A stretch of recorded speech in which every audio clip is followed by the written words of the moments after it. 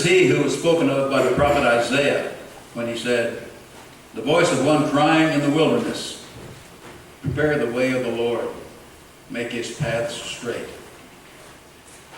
Missouri Territory in 1870 was the frontier, the edge of western expansion. Where we sit today was a small corner of Howard County, which covered most of northwest Missouri and beyond. The mainstream of American history has moved westward through Boone County on the Boone Slope Trail. Those who decided they'd gone far enough settled in. The Reverend John Scripps, circuit rider for the Boone Slick District, rode over from his home in Franklin and brought a handful of settlers together in worship. When Reuben and Joanna Hatton held the first services of the Methodist Society in their home in 1817, the wilderness was more geographical than spiritual. The society grew as more families ended their westward journey on this side of the Missouri River. By 1820, Boone County was chartered, and the territory became the state of Missouri in 1821. The village of Smithton changed its name to Columbia and became the county seat, and our church was 4 years old. By 1830, the Methodist Society had outgrown the homes of Reuben Hatton and William Douglas. The congregation decided they needed a formal house of worship and came together to make bricks and sawed lumber on site and built the brick chapel on this very site. The society became known as the Brick Chapel Methodist Episcopal Church South. Now, reach for those red hymnals in front of you there. Turn to 514. We're going to sing verses 1 and 4.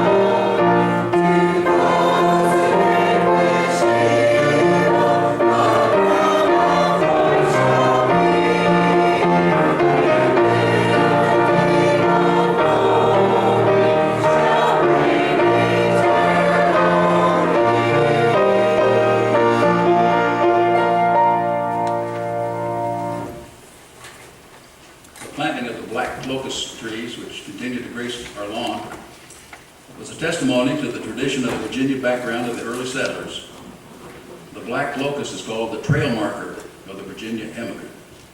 These trees have witnessed the unfolding drama of faith played on the stage of the Brick Chapel community, now known as Midway. Down the east side of the church lawn, a row of log cabins welcome visitors attending camp meetings. Such meetings were the standard programs for preaching services through the 19th century and were an essential part of the religious and evangelistic activities of the time. In 1844, Midway schools were the responsibility of the local community, not the government. And once again, the church took the lead and by personal subscription from its members, built the first school. In accordance with the subscription paper, the log school was to be within half a mile of the church. Over the next century, other schools were built, all within the half-mile limit, including the structure you passed just south of us here on the right. On the evening of October 14, 1844, only 4 years after Reuben Hatton's death, the mainstays of our church gathered and decided to build that first school. J.N. Rivas rose and offered 16 pounds of nails and 4 days of work toward the completion of the structure. James Watson said he'd donate a sufficiency of boards. John Bowman offered 500 feet of flooring. And Jane McGee caused a sensation when she made her petticoats rustle modestly and announced that she stood ready to give enough glass for a whole window. Sounds familiar, doesn't it?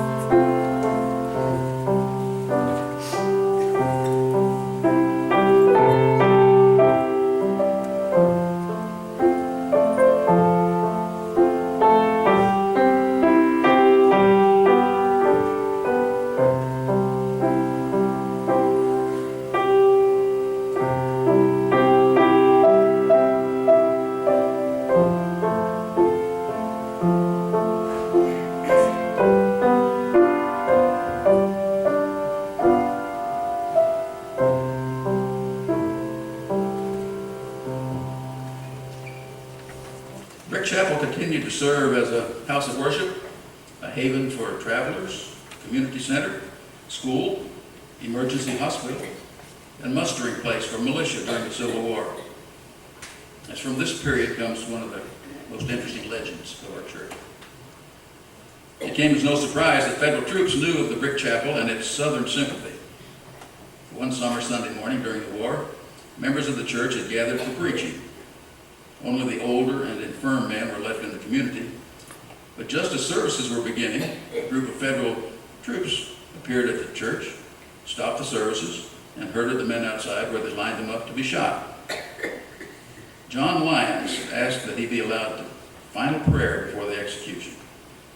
And what the Federals didn't know was that when John prayed, he prayed and prayed and prayed, ardent supplications on the throne of grace. His friends knew they'd bought some time and saw the wisdom of watching as well as praying. Soon one of them spotted a swirl of dust rising from Bowman Hill, just over here, a short distance west of the church. And instantly he shouted, "Bill Anderson! Bill Anderson!" Well, the Federals, seeing the cloud of dust, didn't wait to learn that the newcomer was in fact the notorious guerrilla leader, Bloody Bill, and his men. They quickly mounted their horses and dashed away, leaving their intended victims unharmed. The Brick Chapel was spared a bloody baptism and tragic chapter in its history.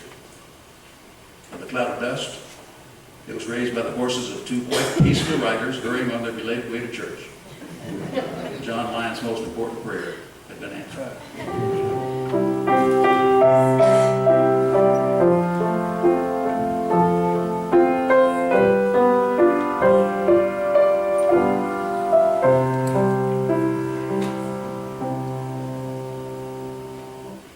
Well, the war took its toll on the congregation too.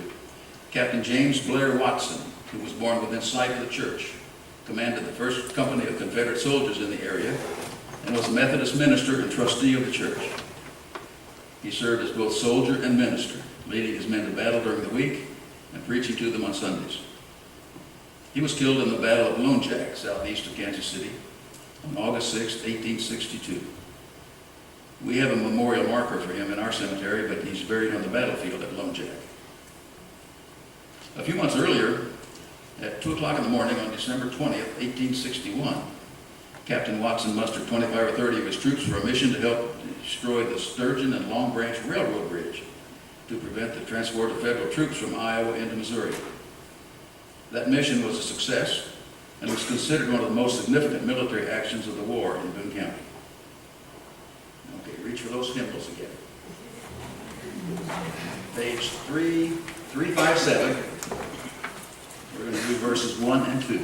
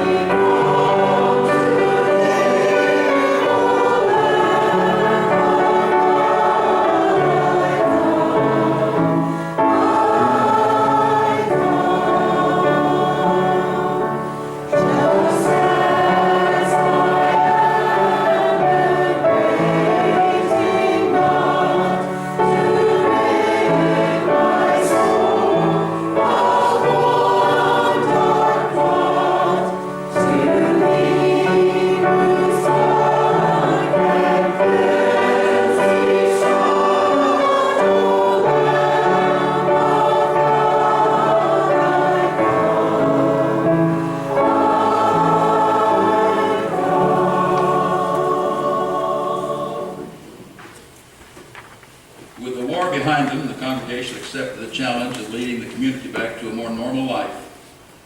It soon would celebrate 50 years of continuous service. Imagine that, 50 years.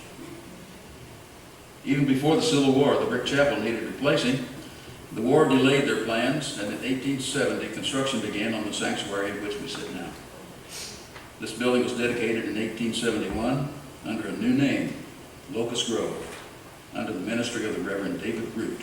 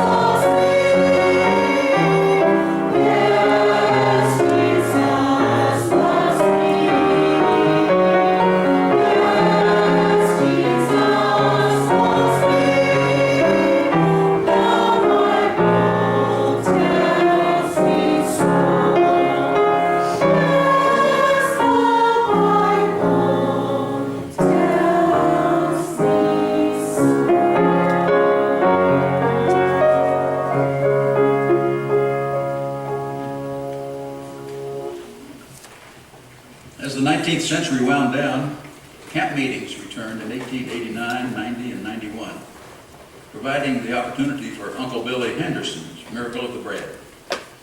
During one dry crop, it was evident there would not be enough flour for bread, and continuation of the camp meetings for another year was in doubt. Uncle Billy took his entire wheat crop to the mill, had it ground into flour, and gave it to the church to provide sufficient bread for the camp meeting. The story goes that Uncle Billy had the only successful crops the following year and never had a crop failure again. In 1899, the first Ladies' Aid Society was organized, and the 20th century opened a new era of growth. As a means of raising money, the ladies brought a sack lunch and met once a week for an all-day quilting and comfort tacking. These meetings were in the back of Hart's store. They received a quarter a spool for quilting and 50 cents for tacking and comfort. The Ladies' Aid reorganized in 1913 and became active in raising church money by serving dinners at public sales, a variety of dinners at the church, the annual Lord's auction, memorial gifts, and contributions. Extensive remodeling took place in 1909, and other improvements in the early 20th century included a parking lot for the first automobiles, acetylene lamps replacing kerosene lamps, then gasoline lamps, and finally, electricity in 1938.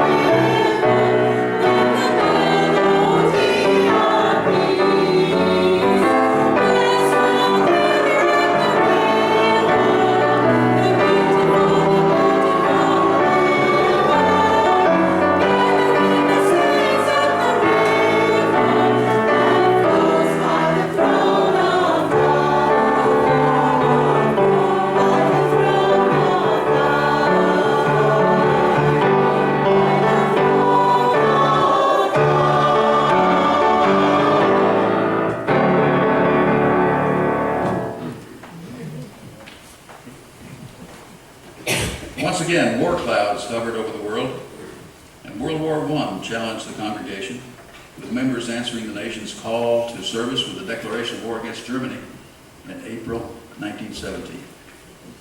The war was a world conflict, the first total war. The distinction between soldier and non-combatant became non-existent, and our church members who served in the military and those who supported the effort from here at home had entered a new era of global interaction. The world was at peace again on November 11, 1918, and Locust Grove had passed 100 years of continuous service during the first year of the war. Imagine that, 100 years. Now, reach for those hymnals. This is your last time. Turn to 474. We're going to sing all of it.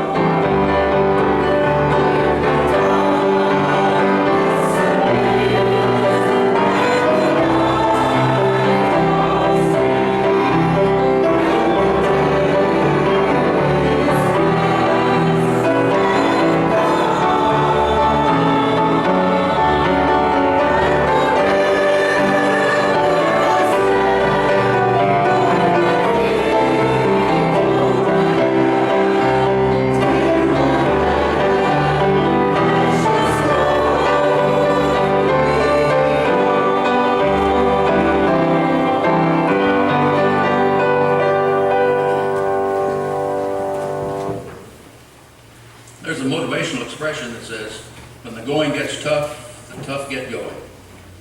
Well, that's just what the Ladies' Aid Society did during the Great Depression.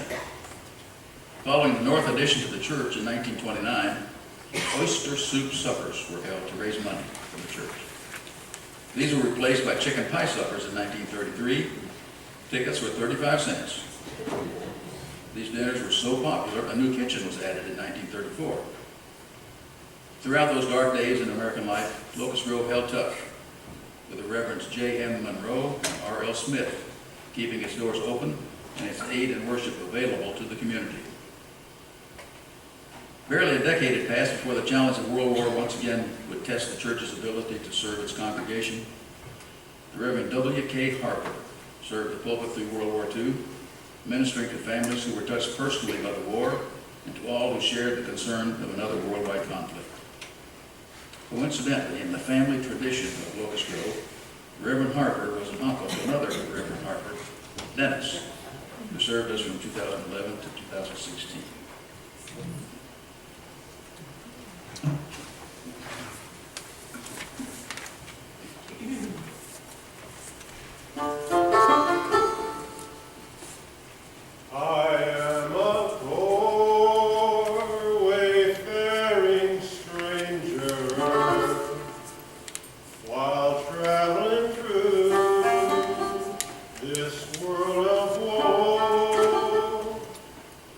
But there's no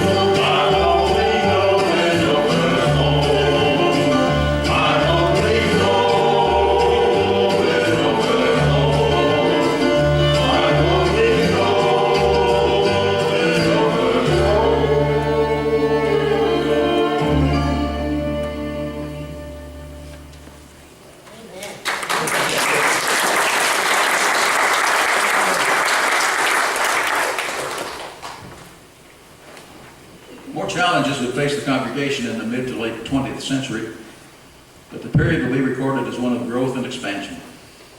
Under the ministry of Reverend J.D. Randolph in 1952, a building program began, adding an annex, which is our fellowship hall, kitchen, which were dedicated on June 6, 1954. Construction began in 1965 on the addition of a two-story education wing, which is now our church offices and nursery.